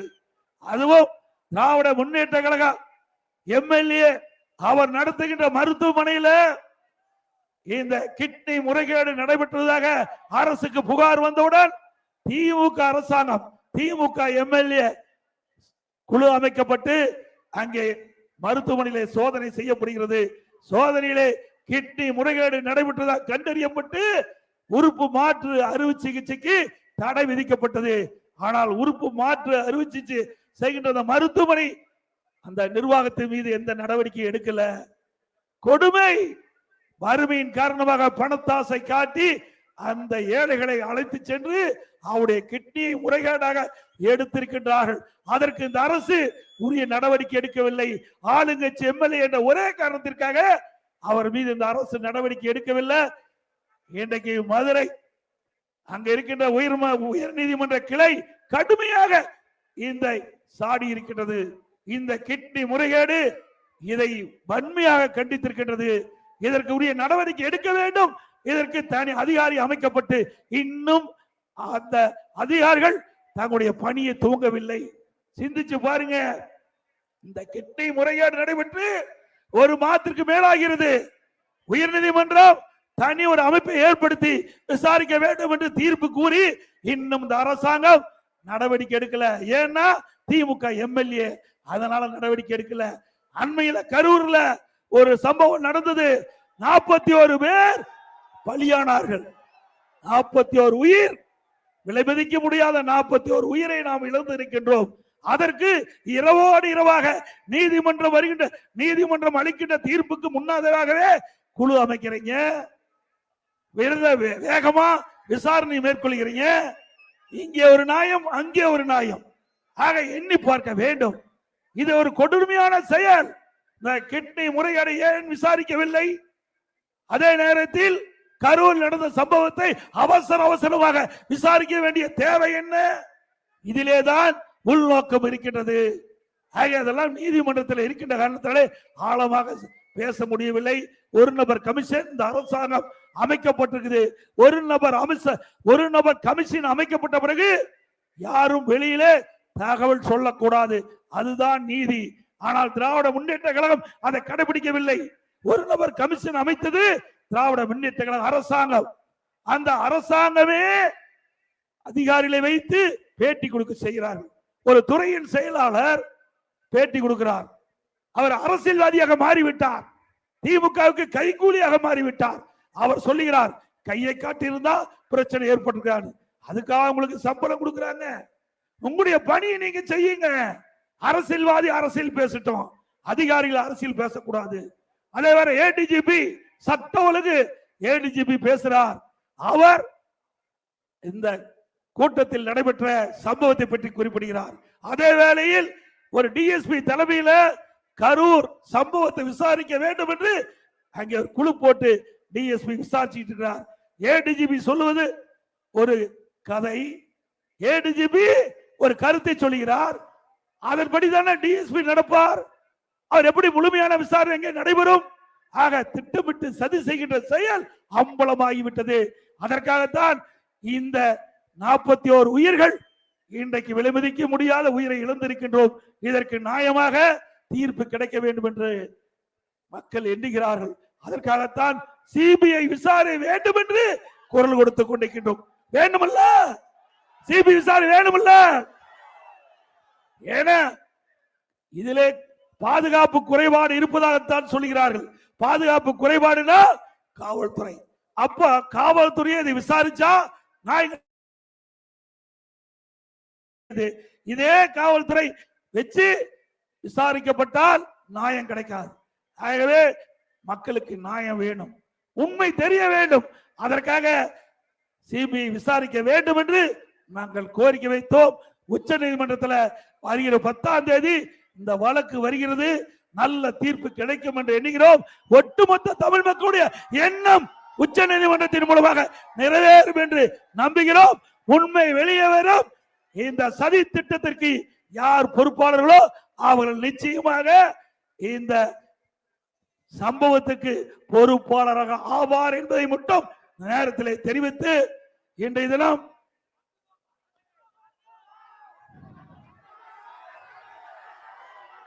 ₹10 சொன்னாதான் உங்களுக்கு மன நிறைவு ஏற்படும். ₹10 சொன்னாதான் உங்களுக்கு மன நிறைவு ஏற்படும். அந்த அளவுக்கு மக்கள் பாதிச்சுட்டாங்க. திரு பாலாஜி அவர்களே, நான் சொல்லுவது சரியில்லை என்று பேட்டி கொடுத்தீங்க. ஆனா மக்கள் இங்கே பேசுகிறார்கள். மக்களுடைய குரலாகத்தான் நான் இங்கே ஒலித்துக் கொண்டிருக்கின்றேன். மக்கள் என்ன எண்ணுகிறார்களோ அந்த எண்ணத்தின் அடிப்படையில் தான் அனைத்து இந்திய அண்ணா திராவிட முன்னேற்ற கழகம் எங்கள் கூட்டணியும் செயல்பட்டு கொண்டிருக்கின்றன. மக்களுடைய கருத்து, நீங்கள் தவறு செய்திருக்கின்றீர்கள். நீங்கள் அமைச்சராக இருந்த பொழுது டாஸ்மாக் கடையில ஒரு பாட்டிலுக்கு 10 ரூபாய் அதிகமா வாங்கப்பட்டதாக தகவல். அப்படி தமிழகத்தில் ஒரு நாளைக்கு 1.25 கோடி பாட்டில் டாஸ்மாக்ல விற்பனை செய்யப்படுகிறது. பாட்டிலுக்கு 10 ரூபானா ஒரு நாளைக்கு 15 கோடி இந்த டாஸ்மாக் கடையிலிருந்து மட்டும் மேலிடத்துக்கு போவதாக தகவல். அந்த அடிப்படையில் மாசத்துக்கு 450 கோடி, வருஷத்துக்கு 5400 கோடி, 4 ஆண்டுக்கு 22,000 கோடி ஒரு பாட்டிலுக்கு 10 ரூபாய் வாங்கினதுலயே கொள்ளை அடிச்சிருக்காங்கன்னா இந்த கொள்ளை அடிச்ச அரசாங்கம் தொடர வேண்டுமா? சத்தமா சொல்லுங்க. ஸ்டாலின் கேக்குற மாதிரி. திரு ஸ்டாலின் ஆட்சி பொறுப்பேற்ற பிறகு இந்த குமராவளையும் சட்டமன்ற தொகுதிக்கு ஏதாவது செஞ்சிருக்காரா? சிந்திச்சு பாருங்க. அண்ணா திமுக ஆட்சி இருக்கும் போது பல திட்டங்களை கொண்டாந்தோம். ஒரு முக்கியமான திட்டம் நீண்ட கால நெடிய திட்டம். இந்த பகுதியில நெசவாளர் நிறைந்த பகுதி, விசத்தறி நிறைந்த பகுதி. அந்த விசத்தறிகள் இன்றைக்கு பல சாயம் கட்டுறாங்க. அந்த சாயமெல்லாம் இன்றைக்கு பல பிரச்சனை ஏற்படுது. அதையெல்லாம் சுத்தகரிக்க வேண்டும். அப்படி சுத்தகரிச்சா தான் அந்த ஆலையை செயல்பட விடுவாங்க. அண்ணா திமுக ஆட்சி இருக்கின்ற பொழுது, நான் முதலமைச்சர் இருந்த பொழுது, இந்த ஆற்றோரம் இருக்கின்ற அந்த அசுத்த நீர் நதியிலே கலக்கின்ற பொழுது நதி நீர் அசுத்தமாகிறது. அதனால பாரத பிரதமரை சந்தித்து நடந்த ஆய்வாளி காவிரி என்ற ஒரு திட்டத்தை செயல்படுத்த வேண்டும் என்று குறிப்பிட்டு மேட்டூர் அணையில் திறக்கப்படுகின்ற நீர் கடலிலே கலக்கின்ற வரை சுத்தமான நீராக ஓட வேண்டும். அதற்காக ஒரு திட்டத்தை தயாரித்து மத்திய அரசாங்கத்திடையே வழங்கினோம். பாரத பிரதமர் அவர்கள் என்னுடைய திட்டத்தை ஏற்றுக்கொண்டு திட்டத்தை நிறைவேற்றுவதாக வாக்குறுதி கொடுத்தார். ஆட்சி மாற்றம் ஏற்பட்டது. அதற்கு முன்பாகவே அண்ணா திமுக ஆட்சி இருக்கின்ற பொழுதே, நான் முதலமைச்சர் இருந்த காலகட்டத்திலே பாரத பிரதமர்கள் 2 மேலவை மக்களவை, மாநிலவை மக்களவை இரு கூட்டு கூட்டத்தில் மேதகு குடியரசுத் தலைவர் உரையிலே இடம்பெற செய்து அறிவித்தார். நடந்த ஆய்வாளி காவிரி திட்டம் நிறைவேற்றப்படும் தமிழ்நாட்டில் என்று. அதன்படி ஆட்சி மாற்றம் ஏற்பட்டு விட்டது. ஆட்சியாளர் அதை பற்றி கவலைப்படவில்லை. நான் மத்திய அரசு தொடர்ந்து வலியுறுத்தியின் காரணமாக மத்திய அரசு ஏற்கனவே அந்த கூட்டுக்குழு கூட்டத்தில் மேதகு குடியரசுத் தலைவர் அறிவிக்கப்பட்ட அந்த அறிவிப்பின்படி அதை நிறைவேற்றுவதாக கடந்த ஆண்டு அதுக்கு உத்தரவு வழங்கி 12,500 கோடி இந்த திட்டத்தை கொடுத்திருக்கிறாங்க. 12,500 கோடி நடந்த ஆய்வாளி காவிரி திட்டத்திற்கு நிதி ஒதுக்கீடு செய்யப்பட்டு அங்கே மேட்டூரில் இருந்து அங்கே காவிரியில் கலக்கின்ற வரை நகர ஓரம் குமராவளையும், பவானி, ஈரோடு, பள்ளிப்பாளையம் இப்படி பல நகரத்திலிருந்து வெளியேறுகின்ற நீரை பேபி கெனால், அதாவது அதுக்கு ஒரு பேபி கெனால் ஓரம் கரை ஓரமாக போடப்பட்டு அந்த அசுத்த நீர் எல்லாம் ஒரு இடத்திலே அந்த செம்பு கட்டி அதை சுத்தப்படுத்தி ஆற்றிலே விடப்படும். இது நீண்ட காலமாக குமராவளையத்தில் இருக்கின்றவர்கள், பள்ளிப்பாளையத்தில் இருக்கின்றவர்கள், பவானியில இருக்கின்றவர்கள், ஈரோட்டில் இருக்கின்றவர்கள் எல்லாம் கோரிக்கை வச்சாங்க. அந்த கோரிக்கையின் அடிப்படையிலே அந்த நீரெல்லாம் ஒரு பக்கமாக சேர்க்கப்பட்டு சுத்தகரித்து ஆற்றிலே விடப்படும். அதே போல பவானியில் இருந்து வருகின்ற நீர் அங்க இருக்கின்ற கரையோரமாக இருக்கின்ற நகரத்திலிருந்து வெளியேறுகின்ற நீர் சுத்தகரித்து பவானி ஆற்றிலே விடப்படும். அதே போல அமராவதி அந்த ஆற்றங்கரை ஓரமாக இருக்கின்ற நகரத்தில் வெளியேறுகின்ற நீர் சுத்தப்படுத்தி அமராவதியிலே விடப்படும். நொய்யலிலிருந்து வெளியேறுகின்ற கழிவு நீர் சுத்தப்படுத்தி நொய்யல் விடப்படும். ஆக காவிரி ஆற்றிலே ஒரு சொட்டு நீர் கூட கலப்படம் இல்லாமல் சுத்தமான நீராக கொண்டு வருவதற்கு நடவடிக்கை எடுத்தோம். 12,500 கோடி இந்த அரசாங்கம் ஏதாவது இப்படி ஒரு திட்டத்தையாவது கொண்டு வந்திருக்கிறாங்களா? சொல்லுங்க. நாம் குடிக்கிற நீர் சுத்தமான நீரா இருக்க வேண்டும். இல்லாவிட்டால் பல்வேறு நோய்கள் உடலிலே ஏற்பட்டுவிடும். அதை கருத்திலே கொண்டுதான் இன்றைக்கு நம்முடைய பாரத பிரதமர் நரேந்திர மோடி அவர்கள் இந்த திட்டத்தை அனுமதித்து நம்முடைய கோரிக்கையை ஏற்று 12,500 கோடி நமக்காக கொடுத்த பிரதமர் அவர்களுக்கு நன்றியை தெரிவித்துக் கொள்கிறோம். அதே போல இந்த பள்ளிப்பாளையம் சட்டமன்ற தொகுதியில பல திட்டத்தை கொண்டாந்து நிறைவேற்றிருக்கிறோம். இன்றைக்கு பாத்தீங்கன்னா பள்ளிப்பாளையம் முதல் ஈரோடு வரை பாலம் காவிரி ஆற்றின் குறுக்கே 30 கோடி. பள்ளிப்பாளையத்துல பல ஆண்டுகளாக வைத்த கோரிக்கை காவிரி ஆற்றின் குறுக்கே பாலம் கட்டி கொடுத்தது. எஸ்பிபி காலனி ரயில்வே பாதை உட்பட மேம்பாலம் 44 கோடி. SPB paper mill Kaveri RS கீழ் பாலம் 22 கோடி. குமராபாளையம் நகராட்சி இங்கெல்லாம் பூமி கடையில அத மின்பாதை அமைக்கிறதுக்கு 200 கோடி. திருச்செங்கோடு முதல் ஈரோடு 4 வழிச்சாலை இன்றைக்கு 424 கோடியில பள்ளி வழியாக திருச்செங்கோடு போறதற்கு 424 கோடி. குமராபாளையம் மற்றும் திருச்செங்கோடு தொகுதியில குடிநீர் பணிக்காக 400 கோடி. இந்த பகுதியில் இருக்கின்ற மக்களுக்கு பாதுகாக்கப்பட்ட நீர் அதிமுக ஆட்சியில் வழங்குவதற்காக இந்த திட்டத்தை கொடுத்தாங்க. நானே அந்த திட்டத்தை கொண்டு அடிக்கல் நாட்டப்பட்டேன். குமராபாளையத்தில் புதிய தாலுகா அறிவிக்கப்பட்டு புதிய தாலுகா அலுவலகம் அதிமுக ஆட்சியிலே கொண்டு வரப்பட்டது. கலை மற்றும் அறிவியல் கல்லூரி 10 கோடியில கொண்டு வந்து ஏழை எளிய ஒடுக்கப்பட்ட பட்டியலின மக்கள் குறைந்த கட்டணத்திலே பட்ட படிப்பு படிக்க ஒரு சூழ்நிலை உருவாக்கி தந்த அரசு அதிமுக அரசு. குமராபாளையம் மற்றும் வெப்படை பகுதியில் தீயணைப்பு நிலையம் அமைக்கப்பட்டது. குமராபாளையம் தாலுகா போக்குவரத்து அலுவலகம் ஆடியோ அமைக்கப்பட்டது. வெப்படையில காவல் நிலையம் மற்றும் புதிய கட்டிடம் அமைக்கப்பட்டது. மேட்டூர் கிழக்கு கரை கால்வாய் கான்கிரீட் கால்வாயாக மாற்றி கொடுக்கப்பட்டது. குடிமராமத்து திட்டத்தின் மூலமாக ஏரி குளம் குட்டையெல்லாம் தூர்வாரப்பட்டது. விவசாயிகளுக்கு 2 முறை அவர்கள் கூட்டுறவு கடன் சங்கத்தில் வாங்கிய பயிர்கடன் தள்ளுபடி செய்யப்பட்டது. அதே போல அம்மா மினிக்கிள்ளை கொண்டாந்தோம். அது ஸ்டாலினுக்கு பொறுக்கல. தமிழ்நாடு முழுவதும் 2000 அம்மா மினிக்கிள்ளை ஏழை மக்கள் அதிகமா வசிக்கிற பகுதியை தேர்ந்தெடுத்து அங்க ஒரு அம்மா மினிக்கிளைக்கு ஏற்படுத்தி ஒரு MBBS டாக்டர், ஒரு நர்ஸ், ஒரு மருத்துவ உதவியாளர் நியமிச்சோம். அது பொறுக்க முடியாத ரத்து பண்ணிட்டாங்க. அதிமுக ஆட்சி மீண்டும் வளர்ந்த பிறகு 2000 அம்மா மினிக்கிளைகளை 4000 அம்மா மினிக்கிளை தொடங்கப்படும். ஏழைகள் அதிகமாக நிறைந்த பகுதியில தேர்ந்தெடுக்கப்பட்டு இந்த திட்டத்தை நிறைவேற்றப்படும். ஏற்கனவே எந்தெந்த பகுதியில் இந்த அம்மா மினிக்கிளைக்கு தேவைப்பட்டதோ அந்த பகுதியில் தொடர்ந்து செயல்படுத்தக்கூடிய நடவடிக்கை எடுக்கப்படும். புதிய இடத்திலும் கொடுக்கப்படும். அதே போல திருச்செங்கோடு முதல் குமராபாளையம் ஆனங்கூர் ரயில்வே கடவுளுக்கு உயர் பாலம் வேணும்னு கேட்டிருக்காங்க. அந்த ரயில்வே கிடை குறுக்கே புதிய பாலம் கட்டி கொடுக்கப்படும். குமராபாளையம் தொகுதிக்கு சுத்திகரிப்பு நிலையம் அமைக்க வேண்டும் கேட்டுக்கிறீங்க, அதுவும் செய்து கொடுக்கப்படும். குமராபாளையம் காவல் நிலையத்திற்கு துணை கண்காணிப்பு அலுவலகம் கேட்டுக்கிறீங்க, அதுவும் செயல்வதற்கு நடத்தை எடுக்கப்படும் என்பதை நேரத்தில் தெரிவித்து, இன்றைக்கு நம்முடைய பகுதி ஏழை மக்கள் நிறைந்த பகுதி. விசைத்தறி தொழிலாளிகள், கைத்தறி தொழிலாளிகள், விவசாய தொழிலாளி, பட்டியலின மக்கள், அருந்ததியர் மக்கள் அதிகமாக வாழக்கூடிய இந்த பகுதியில் இருக்கிற மக்களுக்கு அதிமுக ஆட்சியில பிரம்மாண்டமான காங்கிரீட் வீடு கட்டி கொடுக்கப்படும். இன்றைக்கு வீட்டு மனையே இல்லை என்றால் வீட்டு மனை வாங்கி பல லட்சம் மதிப்பீட்டுல இந்த ஏழைகளுக்கு வீடுகள் கட்டி கொடுக்கப்படும். குறிப்பா அருந்ததியர் மக்கள் அதிகமா வசிட்டு இருக்கிறீங்க, அவங்களுக்கு தனியா கோரிக்கை வச்சிருக்கிறாங்க. எங்க குடும்பத்துல 2-3 பையன்கள் இருந்தா தனி குடுத்தனம் போகின்ற பொழுது அவளுக்கு அந்த இட வசதி இல்ல, அவளுக்கு வீடு இல்ல, கடுமையா பாதிக்கிறாங்க.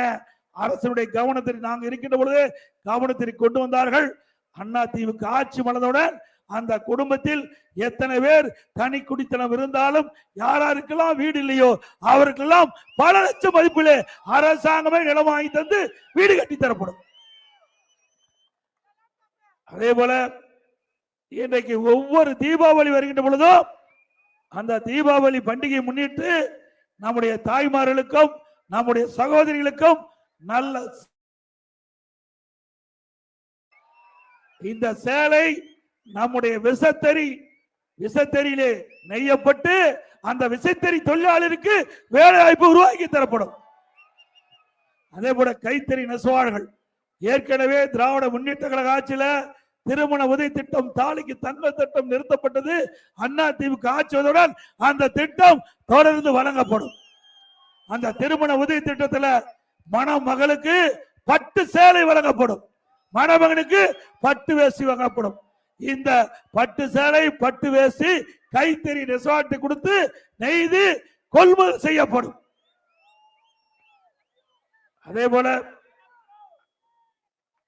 அதிமுக ஆட்சியில மக்களுக்கு வரி இல்லாம பாத்துக்கிட்டோம். இன்னைக்கு நகராட்சி பேரூராட்சியில கடுமையான வீட்டு வரி 100% வீட்டு வரி உயர்வு, கடை வரி 150%. அதே போல மின் கட்டணம் கிட்டத்தட்ட 67% மின் கட்டணம் உயர்த்திட்டாங்க. குடிவரி உயர்வு. இப்படி மக்களை வரி போட்டு வாட்டி வதைக்கின்ற அரசாக இன்னைக்கு திராவிட முன்னேற்ற கழக அரசு இருக்கின்றதை நாம் எண்ணி பார்க்க வேண்டும். திராவிட முன்னேற்ற கழக தேர்தல் அறிக்கையில குறிப்பிட்டாங்க, திராவிட முன்னேற்ற கழகம் ஆட்சிக்கு வந்தவுடன் இன்றைக்கு நிதி மேலாண்மை குழு அமைக்கப்பட்டு வாங்கி கடன் திருப்பி செலுத்தப்படும். இன்றைக்கு அதே போல நிதியை அதிகரிக்கப்படும் என்று சொன்னாங்க, வருவாய் அதிகரிக்கப்படும் சொன்னாங்க.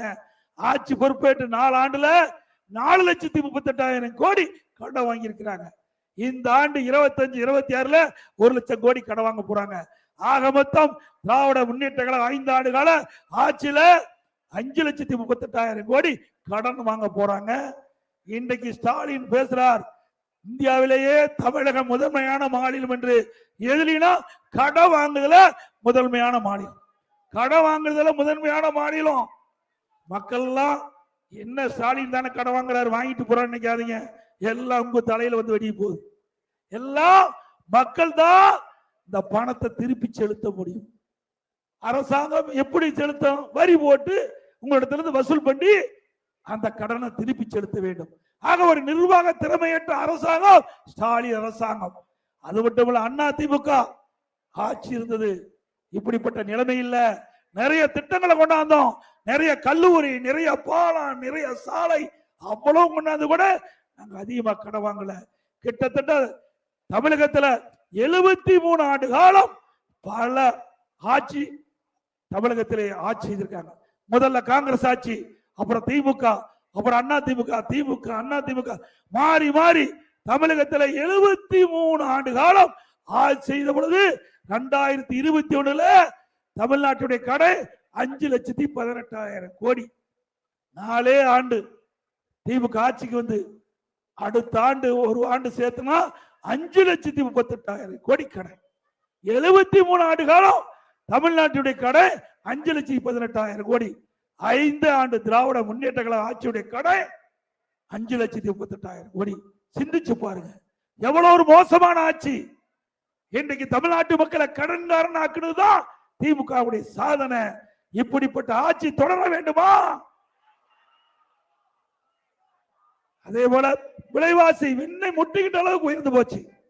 அரிசி விலை உயர்வு, பருப்பு விலை உயர்வு, எண்ணெய் விலை உயர்வு. சிந்திச்சு பாருங்க, மக்கள் வாங்கும் சக்தி இழந்திருக்கிறாங்க. இன்றைக்கு வேலை வாய்ப்பு இல்ல, தறி ஓடல, அங்கே தறி தொழிலாளிகளுக்கு வருமானம் இல்ல. இப்படிப்பட்ட சூழ்நிலையில் இந்த அரசாங்கம் விலைவாசி கட்டுப்படுத்துவதற்கு எந்த நடவடிக்கை எடுக்கவில்லை. இதே அனைத்து இந்திய அண்ணா திராவிட முன்னேற்ற கழக ஆட்சி கிட்ட பொழுது விலைவாசி உயர்கின்ற பொழுது விலைவாசி கட்டுப்படுத்துவதற்கு விலைவாசி கட்டுப்பாட்டு நிதி என்று 100 கோடி ஒதுக்கி எந்த உணவுப் பொருள் விலை அறியதோ, எந்த மாநிலத்தில் அந்த உணவுப் பொருள் விலை குறைவாக இருக்கிறதோ அங்கே கொள்முதல் செஞ்சு தமிழ்நாட்டு கொண்டு வந்து கூட்டுறவு சங்கத்தின் மூலமாக அந்த விலையை கட்டுப்படுத்திய அரசாங்கம் அதிமுக அரசாங்கம். ஏழைகளுக்காக அதிமுக அரசு பல்வேறு நடவடிக்கை எடுத்து விலையை ஏறாமல் பார்த்து கொண்டது. கொரோனா காலம், அப்ப கூட விலைவாசி ஏறல. இன்றைக்கு மக்களுக்கு வேலை கிடையாது, தொழிற்சாலை இயங்கல, தறி ஓடல. இன்றைக்கு அப்படிப்பட்ட காலகட்டத்தில் கூட விலைவாசி ஏறாம பார்த்துக்கிட்டோம். ஓராண்டு நம்முடைய மக்கள் பாதிக்க கூடாது ரேஷன் கடையில விலையில அரிசி, விலையில சக்கரை, விலையில எண்ணெய் குடும்பத்துக்கு 1000 ரூபாய் கொடுத்தோம். கொடுத்தோம்ல, ஒரு வருஷமா கொடுத்தோமா இல்லைங்களா? அது நகராட்சி பகுதியில அங்க இருக்கின்ற ஏழை மக்களுக்கு, அங்கே தாழ்த்தப்பட்ட, அதாவது அந்தந்த பகுதியில அம்மா உணவகத்தின் மூலமாக விலையில்லாம உணவு கொடுத்த அரசாங்கம் அதிமுக அரசாங்கம். கொரோனா காலத்துல அதாவது முதியோர்களுக்கு, மாற்றுத்திறனாளிகளுக்கு, கர்ப்பிணி பெண்களுக்கு கணக்கிட்டு அவர் வசிக்கின்ற பகுதியிலேயே சமூக கூடங்கள் அம்மா உணவகத்தில் சுட சுட உணவை தயார் பண்ணி ஆட்சி. அதே காலகட்டத்தில் தைப்பொங்கல் வந்தது, எல்லா குடும்பத்தையும் 2500 ரூபாய் கொடுத்தோம். எல்லா குடும்பத்தையும் 2500 ரூபாய் கொடுத்தோம். அதே போல கொரோனா காலம் பள்ளி மூடப்பட்டது, கல்லூரி மூடப்பட்டது. அந்த காலகட்டத்தில் கல்லூரியில் இருக்கின்ற மக்களுக்கு அவருடைய கல்வி தடைபடாமல் இருப்பதற்கு ஆன்லைன்ல வகுப்பு, ஆன்லைன்ல தேர்வு, அவருடைய மாணவர்கள் சிறப்பா தேர்வு பட்டம் பெற்றாங்க. கல்லூரி மாணவர்கள், பள்ளியில படிக்கின்ற மாணவர்களுக்கு ஆல் பாஸ் போட்டு கொடுத்தோம், எல்லாத்துக்கும் பாஸ்.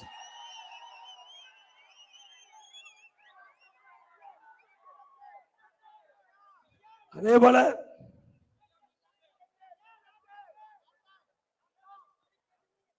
இன்றைக்கு உதயநிதி ஒரு கருத்தை சொன்னார். எடப்பாடி பழனிசாமி ஒரு பஸ் எடுத்துக்கிட்டு ஊர் ஊரா போறாரு, எங்களுடைய அரசு பிங்க் கலர் பஸ் எடுத்துட்டு அத சைடு வாங்கிட்டு போனாரு. பிங்க் கலர் பஸ் எப்படிப்பட்ட பஸ் உங்களுக்கு தெரியும், ஓட்ட உடசல் பஸ். மழை காலத்துல போனா கொடை பிடிச்சிட்டு போகணும், அங்க படிக்கட்டு கழுவிட்டு போகுது, டயர் ஒரு பக்கம் கழுவிட்டு போகுது. சென்னையில ஒரு அம்மா அந்த ஃபுட்பால் எல்லாம் கழுவிட்டு நடந்துகிட்டே ஓடுது, சத்தம் போட்டு நிறுத்தினாங்க. உதயநிதி ஸ்டாலின் அவர்களே, பிங்க் கலர் பஸ் எந்த கண்டிஷன் இருக்குதோ அதே கண்டிஷன் தான் திமுக இருக்குது. 2026ல 2031 கூட எங்க பஸ் வந்து பிடிக்க முடியாது. இது கண்டிஷனான பஸ், மக்களுடைய ஆதரவு பெற்ற பஸ். அதே போல இப்ப கரூர்ல ஒரு இன்சிடென்ட் நடந்தது, உங்களுக்கு தெரியும், துயரமான சம்பவம். அந்த சம்பவம் இருக்கும்போது இங்க இருக்கின்ற துணை முதலமைச்சர், முதலமைச்சருக்கு அடுத்த ரேங்கில் இருக்குது துணை முதலமைச்சர், இங்க மக்கள் என்ன பாதிக்கப்பட்டாங்க, அந்த மக்களுக்கு என்ன உதவி செய்யணும், மருத்துவ சிகிச்சை பெற்று இருக்காங்க, அவருக்கு என்ன நல்ல சிகிச்சை அளிக்கக்கூடிய அதையெல்லாம் பார்க்கல. வெளிநாட்டுல உல்லாச சுற்றுப்பயணம் போனார். இந்த இன்சிடென்ட் நடந்த உடனே தனி விமானத்துல துபாயில இருந்து வந்து இறங்கினார் திருச்சியில. நேரா மருத்துவமனைக்கு போனார், ஒரு மலர் வளைய வெளிச்சார், நேரா திருச்சி போய் துபாய் போயிட்டார். இவரெல்லாம் நாட்டுல துணை முதலமைச்சர் இருப்பதற்கு சரிங்களா, நியாயமா? கொஞ்சம் கூட மனசாட்சி இல்லாம 41 உயிர் இழந்திருக்கிறோம். பல பேர் அந்த கூட்டத்து நெரிசல்ல அடிபட்டு மருத்துவ சிகிச்சை பெற்று வராங்க. அவர்களுக்கு இங்கிருந்து என்ன சிகிச்சை அளிக்க வேண்டும், அவர்களுக்கு என்னென்ன வசதி செய்து கொடுக்க வேண்டும், அது செஞ்சா ஒரு நல்ல அரசுக்கு அழகு, ஒரு நல்ல துணை முதலமைச்சருக்கு அழகு, துணை முதலமைச்சருக்கு அழகு. அதை பற்றி எல்லாம் கவலை இல்லை. நேரா பிளைட்ல வந்தாரு, இறங்கினாரு, கரூருக்கு வந்தாரு, மழை வளையம் வச்சாரு, நேரா கார்ல போய் பிளைட்ல ஏறி துபாய் போயிட்டார். இப்படிப்பட்டவர்களாம் நாட்டை ஆள வேண்டுமா? சிந்திச்சு பாருங்க. இவர் வீட்டில் இப்படி ஒரு சம்பவம் நடைபெற்றிருந்து, இவர் வீட்டில் ஒரு சம்பவம் இப்படி நடைபெற்றிருந்து போவாரா? போவாருங்களா? உங்க நாட்டை உங்ககிட்ட தானே ஒப்படைச்சிருக்கிறாங்க மக்கள். ஏதோ சந்தடி சாக்கில் நீங்க வந்துட்டீங்க, பிறகு நீங்க தானே பொறுப்பு, முதலமைச்சர் துணை முதலமைச்சர் தானே பொறுப்பு. ஆக அந்த பொறுப்பை தட்டி கழித்து இன்றைக்கு உல்லாச சுற்றுப்பயணம் போகிறவருக்கு இந்த மக்களை பற்றி அக்கறை இருக்குதா? உண்மையிலேயே இந்த மக்கள் மீது அக்கறை இருந்தா இங்கேயே அந்த சுற்றுப்பயணத்தை ரத்து செஞ்சு இந்த மக்களுக்கு தேவையான வசதி செய்து கொடுத்திருக்க வேண்டும். ஆனா அதெல்லாம் அவர்களுக்கு கிடையாது, அந்த மனசாட்சியும் கிடையாது, மக்கள் மீது அக்கறையும் இல்லை. அப்படிப்பட்டவர்களுக்கு 2026 சட்டமன்ற தேர்தலில் தகுந்த பதிலடி கொடுப்பீங்களா?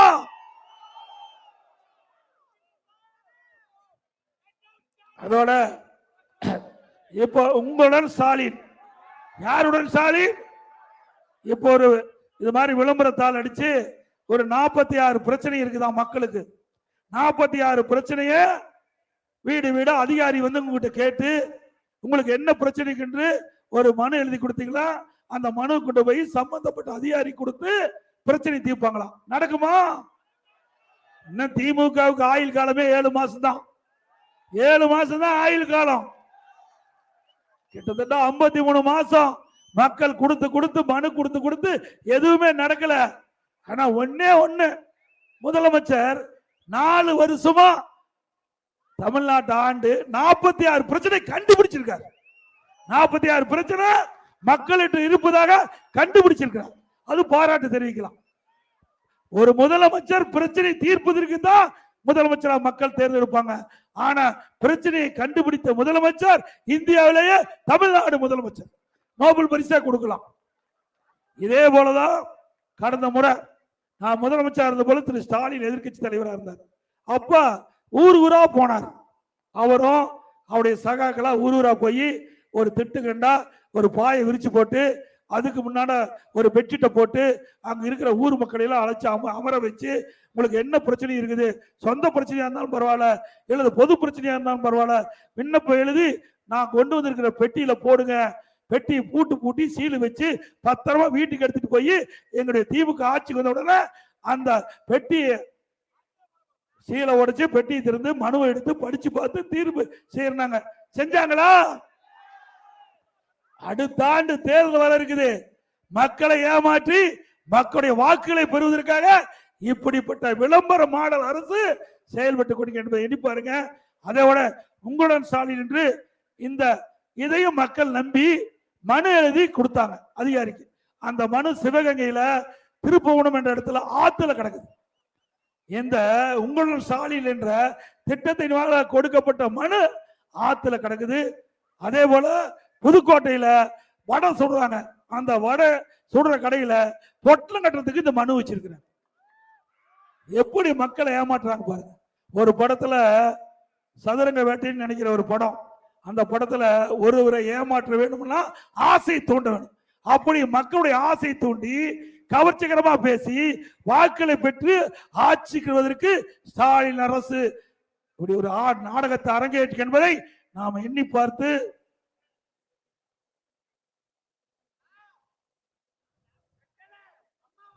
அதே போல மிக சிறப்பாக எழுச்சியாக இந்த எழுச்சி பயண நிகழ்ச்சியிலே கலந்து கொண்டு சிறப்பித்த அத்தனை பேருக்கு மீண்டும் ஒருமுறை நன்றியை தெரிவித்து இங்க வந்திருக்கிற அத்தனை கழக தொண்டர்களும் பொதுமக்களும் பத்திரமா வாகனத்துல வீடு போய் சேர வேண்டும் என்று அன்போடு இந்த நேரத்தில் கேட்டுக்கிறேன். வாகன ஓட்டுநர் நம்முடைய மக்களை அவருடைய இல்லங்களுக்கு பத்திரமா கொண்டு போய் சேர்க்க வேண்டும் என்று அன்போடு கேட்டு 2026ஆம் ஆண்டு நடைபெற்ற சட்டமன்ற பொதுத் தேர்தலில் அனைத்து இந்திய அண்ணா திராவிட முன்னேற்ற கழக தலைமையிலே அமைக்கப்படுகின்ற கூட்டணியின் சார்பாக நிறுத்தப்படுகின்ற வேட்பாளருக்கு இரட்டை சின்னத்திலே வாக்களித்து வெற்றி பெற செய்யுங்கள். மக்களை காப்போம், தமிழகத்தை மீட்போம். மக்களை தமிழகத்தை மக்களை தமிழகத்தை மக்களை தமிழகத்தை பை பை ஸ்டாலின். நன்றி, வணக்கம்.